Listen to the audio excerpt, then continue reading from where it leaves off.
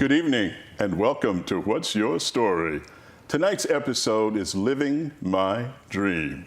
How many of you viewing this show tonight are actually living your dream? Tonight's guest, Andrea Wassley, is living her dream. When life ends, her dream begins. You see, Mrs. Wassley is a funeral director. Her story is truly riveting. Welcome to the show, Andrea. Thanks so much for having me, Jim. Good. Please begin by telling our viewing audience about yourself. You know, where were you born and where you went to high school, your siblings, that kind of thing. Let's make it a little warm and fuzzy here. Sure. All right, please. So I was born in New Britain. I'm one of two children. I have an older sister who's 3 years older. Okay. One of many generations of my family that were raised and still live in Plainville. So Okay. I attended local schools. What high school? I went to Plainville High School. And what is the mascot? Blue Devil. There we go. Okay, all right. I ask everybody who comes to the show. Blue Devil. You got a Go Blue Devils. Devil. Okay, all right, all right. I was one of the last classes that went to the old junior high school before they built our new middle school. So Where was the old one? I'm not from here. I was on East Street across from Nazo's. Oh, okay. So they turned that into office space now, but Okay. my class was the last one out of there. So Whoa. interesting fact. And I have, lived in Plainville my entire life. So I've always worked in town. So I couldn't think of a better town to raise my family. I have a 6-year-old son. You want to give him a shout out? Hey, Zach. There you go. There we go. He goes to our local elementary school, Linden Street School. Okay. I'm involved with a lot of community organizations. I really love my town. I'm on the Rotary Club. I have been for over 15 years. I'm in the secretary of the Plainville Community Food Pantry, which is, one of the best in the state. Yes, I had the food pantry on the show here. Okay. Absolutely, so, I did, yes. Very impressive place. Our town government and our schools and fire department, police department, everybody's just top notch. And, I really just love my town. So that's where I wanted to build my business. Okay, So, cool. yeah. So tell me something about your journeys. Have you been overseas? Have you traveled? Have you done cruises or anything like that? Just for, vacations. I've been to Europe. It was Where did you go in Europe? It was probably about 8 or 9 different countries. Okay. I was on a budget tour at the time. I understand that. In yes. my 20s, but being in the funeral industry for so many years, I experienced a lot of death at a young age, and there was one particular circumstance that just kind of hit me hard, and so I said, you know what, I think it's time to kind of take a break. And so I had gone with my girlfriend who had just lost her mother, and that was another hard thing for us to endure. So the two of us took about a month off from life. Absolutely. And did some traveling, and I think traveling is so important. And It is. I met people from all over the world, and it was an incredible experience. So Now, when we met for your initial interview, you told me that this being a funeral director and having your own business was a dream of yours that you could remember back to high school. Is that right? that's correct. Can you tell me, being a funeral director, if you'll pardon me, it's not what I would think the average aspiration is for a young high school lady. Yeah. So could you please elaborate on that for our audience? They may be feeling the same way. I wish I had a better answer, but I really feel like this was a career that chose me, not I chose it. I was always very intrigued by the human body and anatomy, and when my grandmother had passed away, I was just in awe at how she looked, having been so sick, and that was probably my freshman year in high school. So I guess I kind of became more and more interested after her passing, just wondering how they had made her look so beautiful after all that she had gone through. That's a critically interesting point that you're making, So- because that had a great impact on you. It did. Yeah. It did. So I had written letters to different funeral homes in the area, and then, when my grandfather on my dad's side had passed, we, went to the funeral home, and I talked to the funeral director there, and Jim Bailey, who was the owner of the funeral home at the time, and I said, I think I really want to, get into this business. Yes, and, yes. So he basically hired me because I knew how to work a computer, and they had just gotten a newer system at the time. Whatever said, works. Hey, yeah, get this young high school girl That's in here. Right. Whatever works. You know, Absolutely, yes. So he took me on, and it was a life changer. I was there for over half my life, so 22 years, with that firm, and I learned everything I needed to know from Jim Bailey, and as a family-run funeral home at that time, it was priceless. So. Would you please tell our audience what are the different components of running a funeral directory business? There's the business end, there's the family, dealing with the family. There must be other components of which I'm totally ignorant. Tell us about its composition. Well, I mean, there was only a few of us working there, so we pretty much pitched in and did everything that needed to be done, from soup to nuts, scrubbing toilets to whatever needed to be done. But there's people who transfer the remains from where they pass away to the funeral home, people that prepare them for viewing. There's transportation to the crematory. There's directors that meet with the families to make the final arrangements. There's funeral home managers who do all of that and then run the business aspect of things as well. So, when you are a funeral director, so you're asking me kind of a loaded question. No, please. I didn't done it all, but have you done all those different aspects? I have. You as a manager, you work with a lot of outside parties and, different vendors and, try to maintain the business, pay the bills, Sure, absolutely, yes. Don't overspend and, just try to maintain. Meeting with the families is certainly my, favorite aspect of it. I enjoy meeting with the people and learning about their loved ones and creating a memorable event for them. Embalming, I still enjoy it. I still think it's a very peaceful aspect of my job. It's 2 hours of my day where I don't have to talk to anybody. I can just make this person look their best, and and I take a lot of pride in that too. So.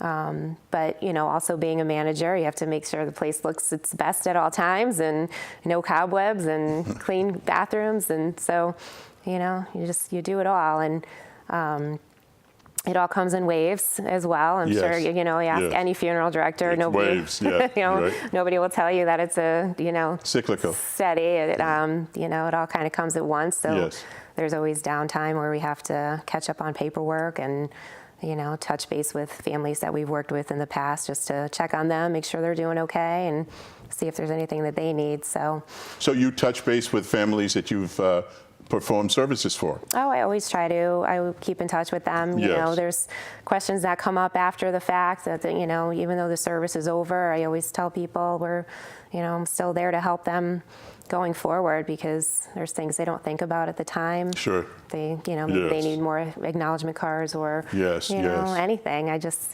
probate is always a tricky subject, so, You get involved in that too?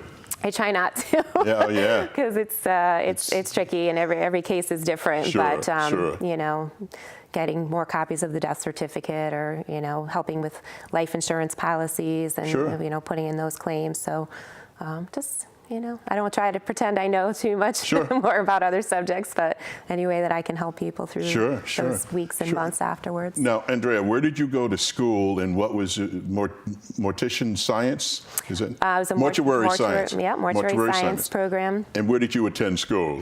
I went to Briarwood College in Southington, which is now Lincoln College. Okay. So at the time, it was a 2-year program. With your typical prerequisites, and then in your second year, more the restorative art, embalming classes, funeral service law. So you really get into the more funeral service aspect of things in your second year of school. I do believe they turned it into an optional 4-year program now as well. So where did you get your subjects to when you were in school to actually practice your craft? Well, at the time, I was working at the funeral home, so I was able to Okay. observe there. Okay. We also were able to go to Yukon, to the anatomical donation program, and anybody that had donated their body to the school for future research, Okay. we would embalm those clients so that they could last the year to get their research done on them. So, How important was the Yukon connection for you in your schooling? it was very important. You know, the teacher there at the time was, you know, he was one of our teachers at the school as well. So he allowed us to come with him on, you know, different transfers. If we, you know, he would always call us and, you know, let us know when someone was ready for us to go and work on. And, you know, it was kind of exciting at that point because, you know, a lot of the students that I was in school with didn't already work at a funeral home. Yes. So this was their only opportunity to, Yes. you know, to observe those cases. So Andrea, I'm from a different country, a different moon. So you gotta, I suspect some of my audience is also from the same country and moon that I'm from. When you showed your interest in this career, surely there must not have been a lot of young, if I may, not derogatorily, but young girls out of high school working in that field. I mean, you didn't have a bunch of buddies who were females like you that you could make camaraderie with. I mean, you were largely in a man's world, is that right? And yeah, at that time it was mostly male, some females.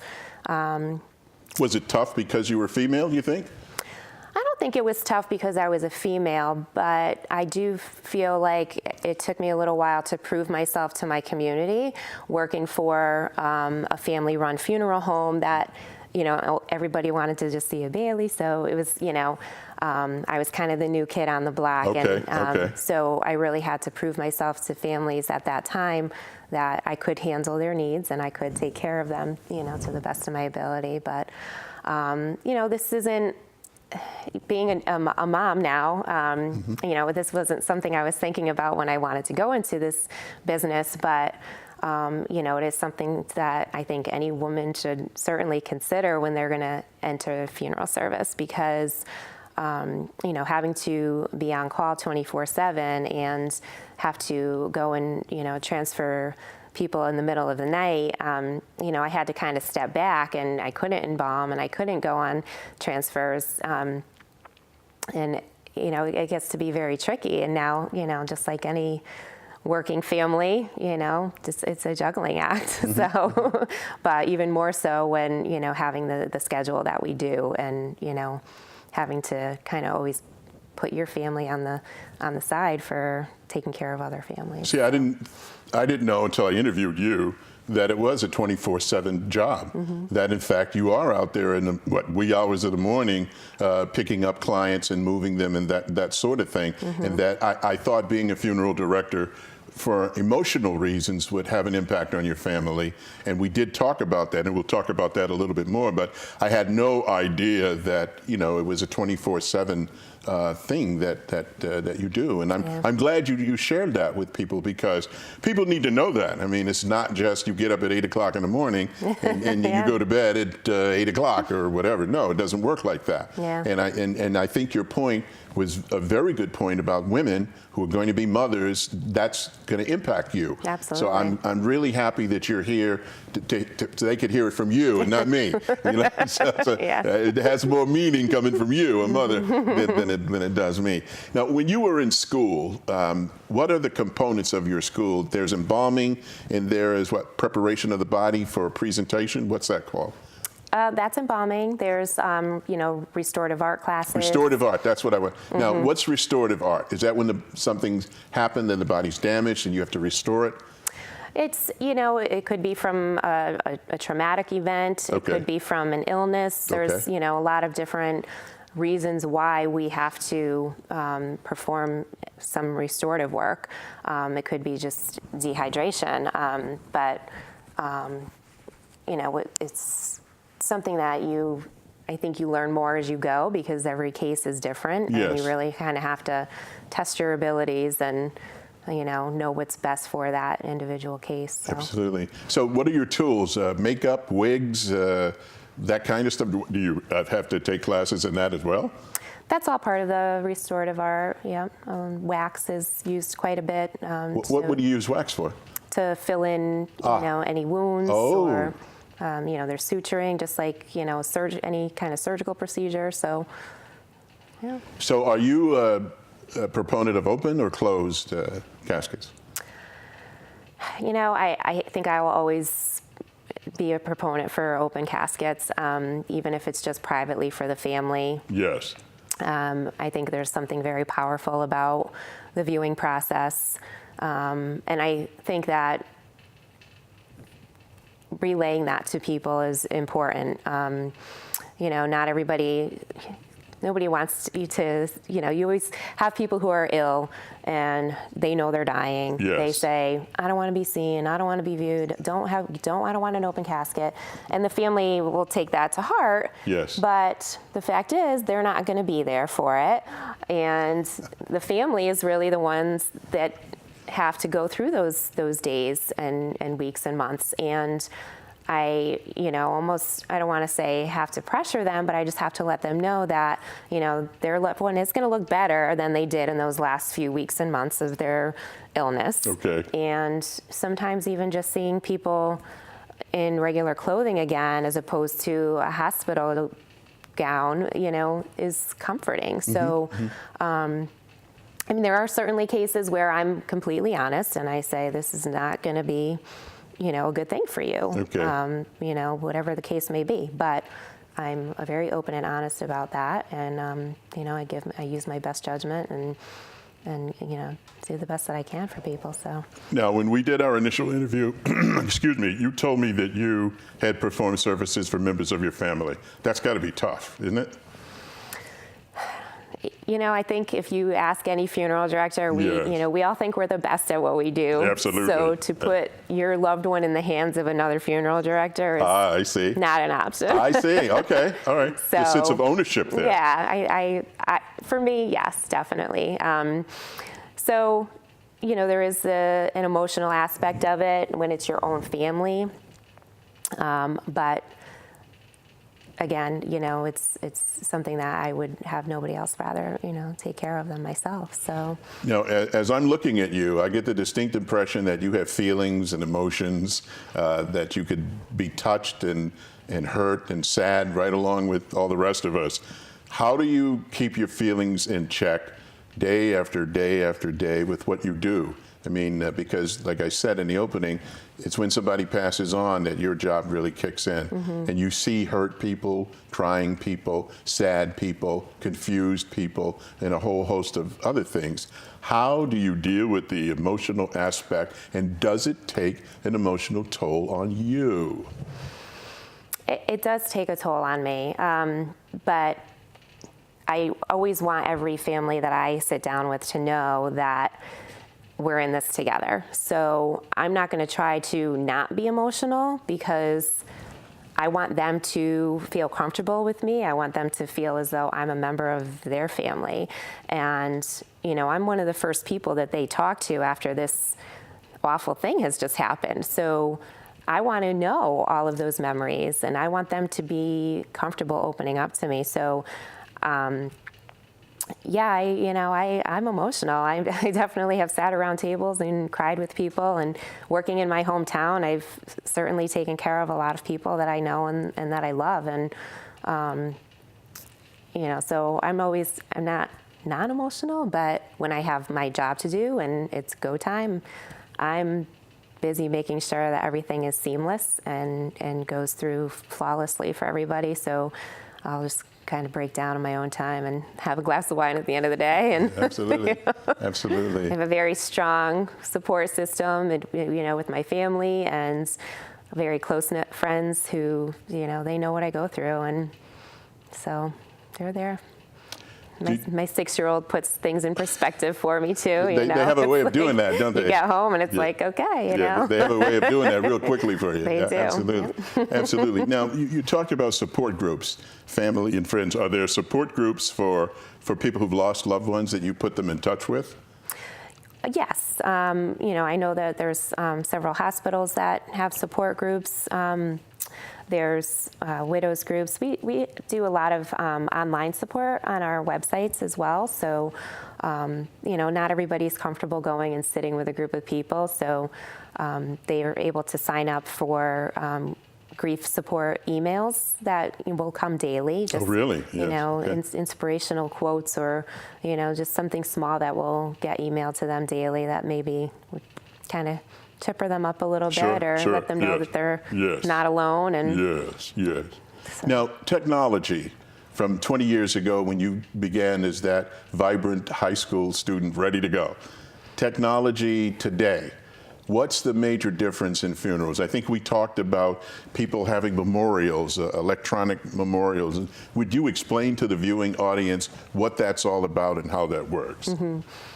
Well, I think, 20 years ago, we would just get a few framed photos that we would put out on tables and that would be it. Then we started with doing collage boards, putting those together for families. Okay, yes. Or, sometimes families want to do those on their own as well. Yes. But now we do more of a video tribute. So we, we'll scan in older pictures, or, people will email, family members will email them to us or put them onto flash drives, and we just kind of incorporate them all into one video that will play throughout the evening or, the morning of the service. So what's good about those is that you get multiple family members involved, and they're all sending you their pictures, and then at the end of the day, you have everybody's pictures in one place, and we can just make copies for families, and everyone has everybody else's pictures, and it's a good thing. So a lot of the restaurants that people will go to afterwards now are starting to have capabilities to play our tribute videos there at the restaurant after. And that's really where people will start to take the time to look at it and share their memories and tell stories. So. Let's talk about another aspect of what you do, cost today. Could you tell us, the viewing audience, how you arrive at the costs, or when you're working with a family, how does that work? How if I came to you, what happens then? So all funeral homes are regulated by the Federal Trade Commission. We're required to have a general price list that will itemize out all of the services that that funeral home offers. Okay. So the cost is really derived on what the family chooses to have for a service. It's almost like an a la carte situation. Really? So they can pick different services, different merchandise, and then there's third-party charges that are involved as well. So the newspapers and flowers and churches, those are all items that are included on most funeral home statements. But the family will go home with the general price list and with an itemized statement of goods and services. So they know before they even leave the funeral home at the arrangement conference what the cost of the services will be.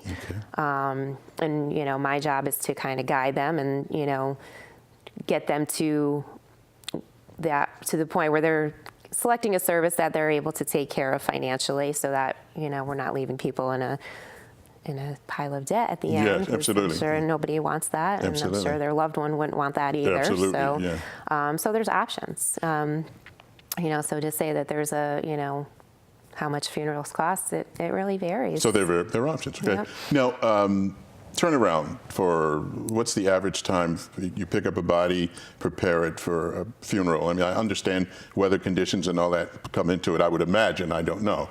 But what's the average turnaround? 3-4 days before the body's ready for viewing? Yeah, typically we would, we try to get the preparation done immediately. The sooner that's done, the better the, result will be. So we do that rather quickly, and we talk with the family pretty closely after the passing to find out if there is going to be viewing, so that we can get permission to do the preparation that we need to do. Then we'll sit down to make the arrangements depending on the time that the person passed, maybe that day or the next day.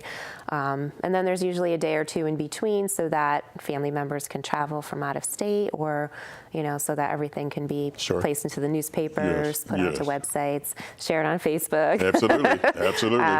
And then so when all is said and done, it's usually a 3 to 5 day process that we're working with families. Wow, real quick answer here.